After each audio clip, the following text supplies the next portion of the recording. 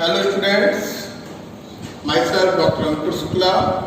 और आज हम जो टॉपिक आपसे डिस्कस करेंगे वो मेडिकल सर्जिकल नर्सिंग फर्स्ट का मेंटल स्ट्रेस, मानसिक जो तनाव होता है और how to manage that stress, इस स्ट्रेस को कैसे मैनेज किया जाता है, कैसे इसका तनाव का प्रबंधन किया जाता है, इसके बारे में आज हम लोग बात करेंगे। ये topic medical surgical nursing first का टॉपिक है और इसमें GNM second year, ANM second year और बीएससी नर्सिंग सेकेंड ईयर के स्टूडेंट्स के लिए ये टॉपिक है। तो स्टूडेंट्स, तनाव क्या होता है? What is stress?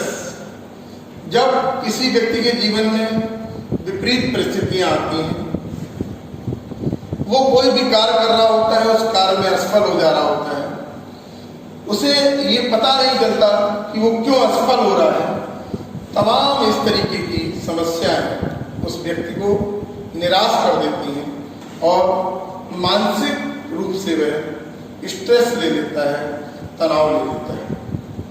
ऐसे दौर में विपरीत परिस्थितियों में तनाव उत्पन्न हो जाता है।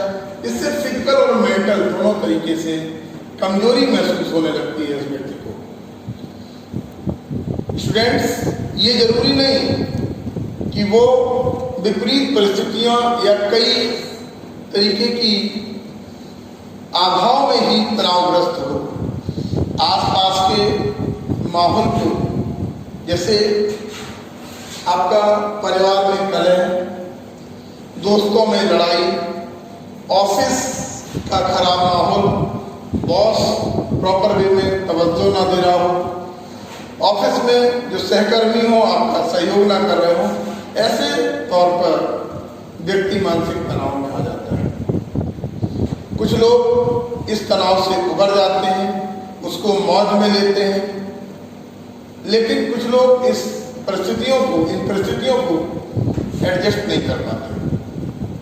जब वो एडजस्ट नहीं कर पाते तो वो मानसिक तनाव में चले जाते हैं, मेंटल स्ट्रेस में चले जाते हैं। तो दोस्तों, नॉर्मली देखा गया है स्टूडेंट्स कि जो महिलाएं होती हैं इस तरीके का एडजस्टमेंट नहीं कर पाती हैं, जबकि पुरुष इसको बहुत बेहतर तरीके से करता है।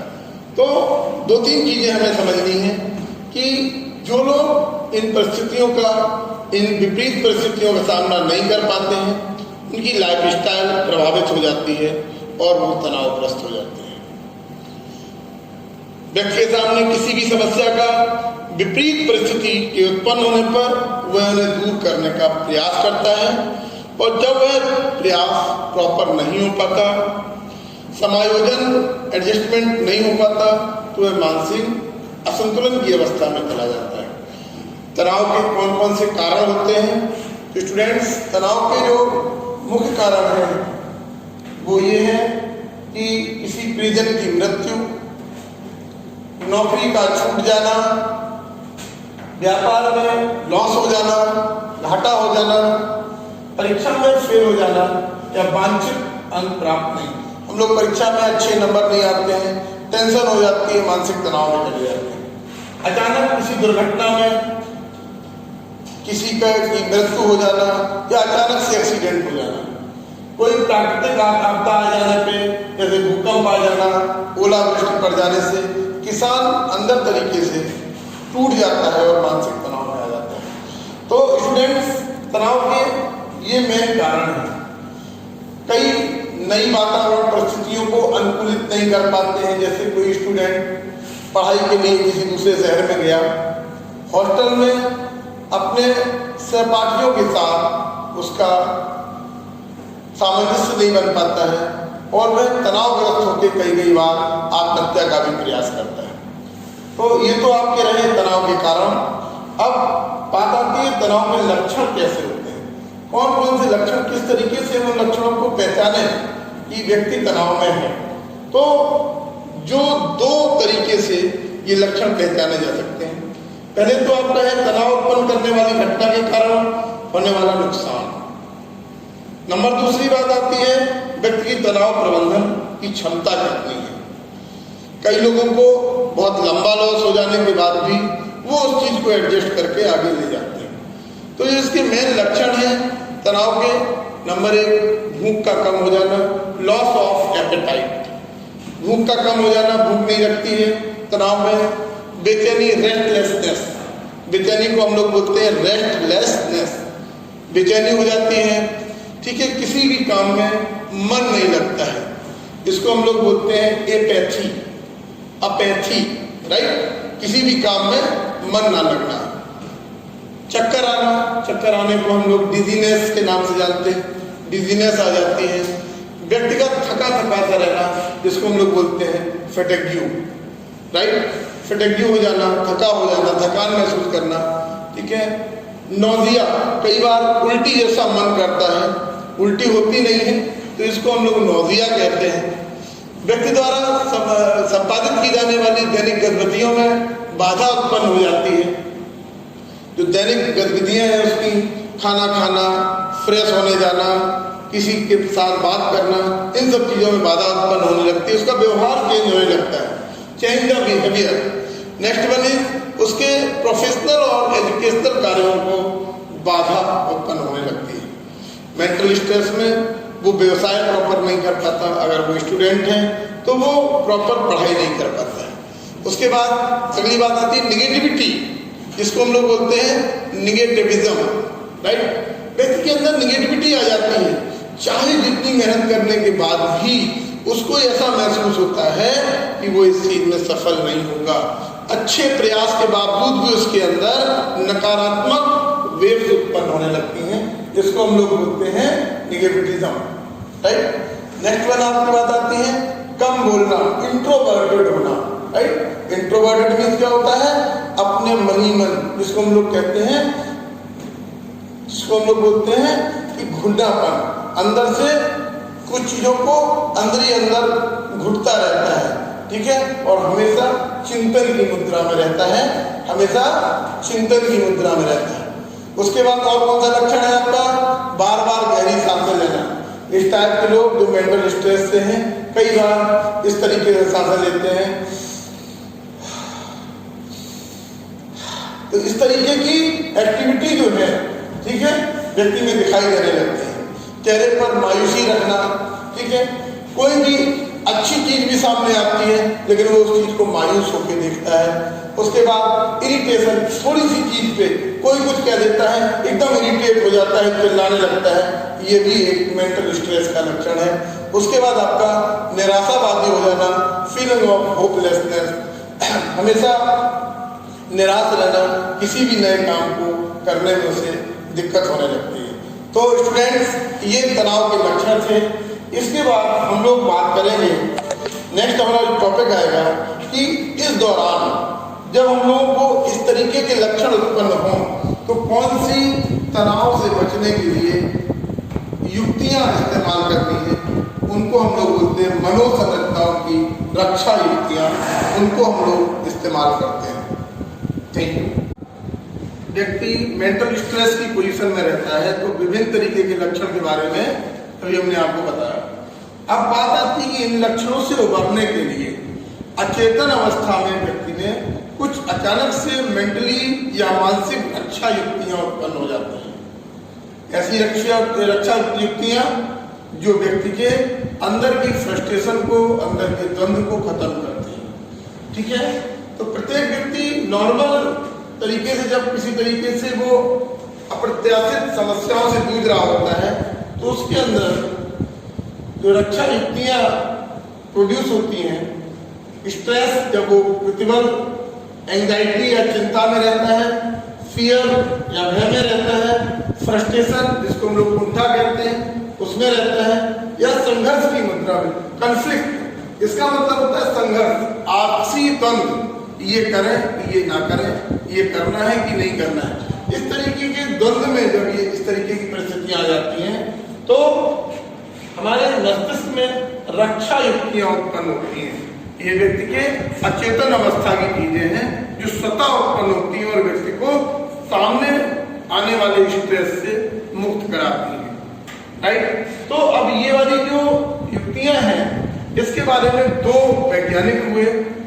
पहले वैज्ञानिक जिसको हम लोग सिगमंड फ्राइड हुए, इन्होंने मनोसंरचनाओं को दूसरे तरीके से डिफाइन किया, जबकि दूसरे आपके वैज्ञानिक थे मनोवैज्ञानिक, जिसका नाम था कोलमैन। कोलमैन ने इसको चेतन अवस्था में कैसे व्यक्ति स्ट्रेस से अलग हो जाए इसके बारे में बताया। तो हम लोग आज बात करेंगे सिगमंड फ्राइड।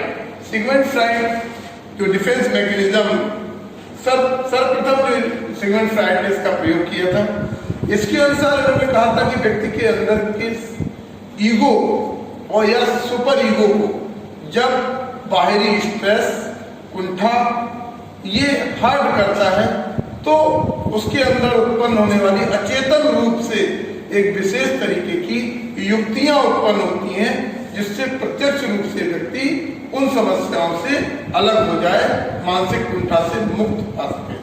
जैसे कोई व्यक्ति से कोई गलत काम हो जाता है और उस गलत काम के वजह से वह चिंताग्रस्त हो जाता है, लेकिन जब उसको अपने बारे में बताना होता है तो उस चीज को, उस गलत काम को पर्दा डालने का प्रयास करता है।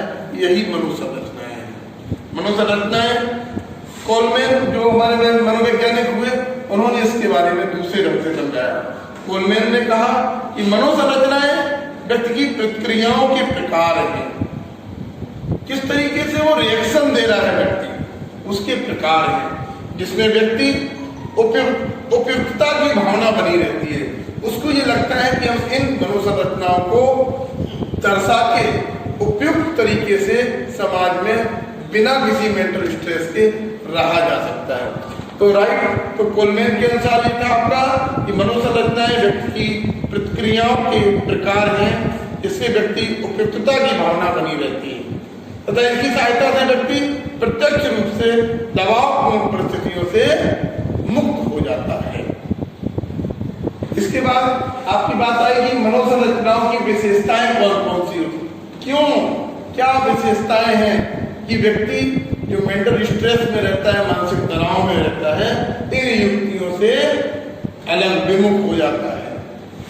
कई तरीके की हैं आपकी मनोसंरचनाओं के जो प्रकार हैं, अभी आगे बताया जाएगा। एक एक आपका जो प्रकार है उसके बारे में बताया जाएगा।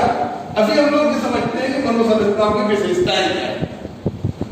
नंबर 1, मनोसंरचनाएं मन के अचेतन स्तर पर कार्य करती है, अनकॉन्शियस लेवल पे अपने आप युक्तियां खोज लेती हैं मेंटल स्ट्रेस से बचने, कुंठा से बचने के लिए, संघर्ष से बचने के लिए, द्वंद्व से बचने के लिए वो युक्तियां खोज लेती हैं। उसके बाद इसके द्वारा व्यक्ति अपने तनाव व चिंता को कम करता है। इन मनोरचनाओं के द्वारा व्यक्ति क्या करता है, इन सब चीजों से डिनाई कर जाता है, पलायन कर जाता है। उसके बाद मनोसंरचनाओं के माध्यम से व्यक्ति अपनी अपूर्ण इच्छाओं एवं अपराध बोध की भावनाओं के साथ समझौता करता है। ये मनोसंरचनाएं उसको कॉन्फिडेंस प्रदान करती हैं कि नहीं, ये काम किया है, ये भी सही हो सकता है, गलत काम को सही दर्शाने की और अंदर से कॉन्फिडेंस पैदा करने का काम करती हैं कि मनोरचनाएं। उसके बाद यह व्यक्ति के ईगो को बढ़ी हुई चिंता व तनाव से बचाती है। व्यक्ति का ईगो हर्ट ना हो तो ये संरचनाएं अपने आप कोई ना कोई कारण पैदा करके व्यक्ति के ईगो को हर्ट नहीं होने देती, व्यक्ति के ईगो को बचाए रखती है। ये मनोरचनाएं व्यक्ति के आंतरिक संघर्ष की ओर संकेत करती हैं। ये मनोरचनाएं क्या होती हैं, इसमें क्या होता है, व्यक्ति के अंदर कोई संघर्ष चल रहा होता है, मुझे ये काम नहीं करना है, लेकिन उससे जब लाभ की बात आती है तो वो अपने मन को समझा लेता है और मनोरचनाएं उसको वो काम करा देती है। उसके बाद आपकी बात आती है जब व्यक्ति के सामने गंभीर संघर्ष की स्थिति उत्पन्न हो जाती है, वह समायोजन के लिए, समायोजन मतलब एडजस्टमेंट के लिए मनोरचनाओं का ही उपयोग करता है। जब व्यक्ति आपसी द्वंद्व में फंस जाता है कि अरे नहीं, वो तो हमारे मित्र हैं, उनके साथ ये गलत ना करें, लेकिन मनोरचनाएं जो है उसका आपको निदान बताती हैं कि मित्र है तो मित्र को किस तरीके से संतुष्ट करके आप वो काम कर सकें। राइट, उसके बाद बात आती है आपकी कि डिफेंस मैकेनिज्म का यूज स्वस्थ तथा असामान्य दोनों प्रकार के व्यक्तियों द्वारा किया जाता है। कई तो ये होता है कि मेंटल स्ट्रेस में व्यक्ति है, वातावरणीय परिस्थितियां उसके प्रतिकूल हैं, तब वो इन मनोरचनाओं का प्रयोग कर रहा है। कई बार व्यक्तियों में, जिसको हम लोग कहते हैं वो गप्पे मार रहा था, कई बार कहते हैं वो इतना फेंकता है, तो ये क्या है, ये रक्षा युक्तियां हैं। अपने को दूसरे के समान स्टैंड करने के लिए, खड़ा करने के लिए, अपनी तुलना किसी अपने बड़े व्यक्ति के साथ करने के लिए विभिन्न तरीके की चीजें वो बयान करता है, दूसरों के सामने बयान करता है। इस चीज को भी डिफेंस मैकेनिज्म केवल स्वस्थ व्यक्ति के द्वारा ही नहीं, केवल स्वस्थ व्यक्ति के द्वारा ही नहीं, सामान्य व्यक्ति के द्वारा ही नहीं, बल्कि स्वस्थ व्यक्तियों के द्वारा भी इन मनोरचनाओं के द्वारा अपने की मेंटल स्ट्रेस को दूर किया जाता है। अब आपकी बात आती है कि मनोरचनाओं के प्रकार। What the type of mental defence mechanism, defence mechanism के टाइप्स कौन कौन से हैं? तो there are two major. The first one is major mental mechanism, जो होती है मुख्य मनोरचनाएं जो होती हैं, जो व्यक्ति के, जैसे कि व्यक्ति किसी काम में असफल हो जा रहा है, लेकिन उस असफलता को सामाजिक स्वीकारता प्रदान करने के लिए वो विभिन्न तरीके के भगवान के पंडालों में जाता है कि सामाजिक स्वीकारता उसको मिल जाए। तो मुख्य मनोरचनाएं और माइनर, मेजर और माइनर के रूप में इसको क्लासिफाइड किया गया। जो आपकी मेजर जो डिफेंस मैकेनिज्म थी, नंबर 1 सब्लिमेशन, जिसको हम लोग कहते हैं उदात्तीकरण। उसके बाद आपका रिप्रेशन, जिसको हम लोग कहते हैं दमन। उसके बाद हम लोग कहते हैं सप्रेशन, समन। उसके बाद प्रतिगमन, रिग्रेशन। नेक्स्ट वन इज योक्तिकरण, इसको बोलते हैं आपका रैशनलाइजेशन। नेक्स्ट वन इज आपका प्रक्षेपण, जो आपकी माइनर में आती है, उसको बोलते हैं प्रोजेक्शन। प्रोजेक्शन के बाद आपकी बात आती है विस्थापन, इसको बोलते हैं डिस्प्लेसमेंट। नेक्स्ट वन तदात्मीकरण, इसको बोलते हैं आइडेंटिफिकेशन, अपनी पहचान दूसरे से जोड़ के बताने के लिए। नेक्स्ट वन इज आपका अंताक्षेपण, इनको हम लोग बोलते हैं इंट्रोजेक्शन। और नेक्स्ट वन आपका आता है क्षतिपूर्ति, जिसको हम लोग बोलते हैं कंपनसेशन। इसके अलावा भी कई ऐसी मनोरचनाएं हैं जो माइनर रूप से हमारे समाज में देखी जा सकती हैं, जिनमें से आपका है, एक होता है कन्वर्जन, किसी भी चीज को रूपांतरित कर देना, ठीक है ना, गलत चीज को रूपांतरित करके अच्छे में प्रकट कर देना। नेक्स्ट वन इज, अगला आता है आपका डे ड्रीमिंग, दिन में स्वप्न देखना, कि मैं कोई भी मेहनत नहीं कर रहा हूं और स्वप्न देख रहा हूं, मर्सिडीज से घूम रहा हूं।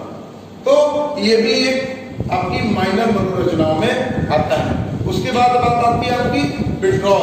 कई व्यक्तियों में इस तरीके की मनोरचनाएं पाई जाती हैं कि जब वो संघर्ष की स्थिति में आएगा, जब वो मुसीबत की स्थिति में आता है, तो वो अपनी चीजों से पलायन कर जाता है, दूर हट जाता है, भाग जाता है, ठीक है। जैसे कि जब सामाजिक ग्रस्त जीवन में कलह कलेश की मुद्रा में क्या करता है व्यक्ति, बाबा बैरागी बन जाता है, जिसको हम लोग विड्रॉल बोलते हैं, इसको हम लोग पलायन बोलते हैं, ठीक। उसके बाद एक और जो माइनर मनोरचना होती है, जिसको हम लोग बोलते हैं डिनायल।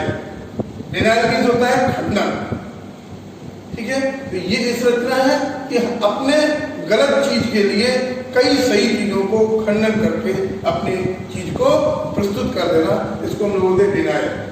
नेक्स्ट वन इज आपकी आती है डिस्प्लेसमेंट। और इसी तरीके से कई तरीके की मनोरचनाएं हैं जो व्यक्ति को मानसिक कुंठा, स्ट्रेस से, एंजाइटी से, फियर से, फ्रस्ट्रेशन से और कन्फ्लिक्ट से बचाती हैं। इन रचनाओं के साथ व्यक्ति असामान्य रूप से स्वस्थ रहने का प्रयास करता है। Thank you. अगले टॉपिक में अगला पार्ट जब आएगा कि रक्षा युक्तियां कौन कौन सी होती हैं, तो ये सभी तरीके की रक्षा युक्तियों के बारे में आपको अगले दिन अगले वीडियो में बताया जाएगा। Thank you.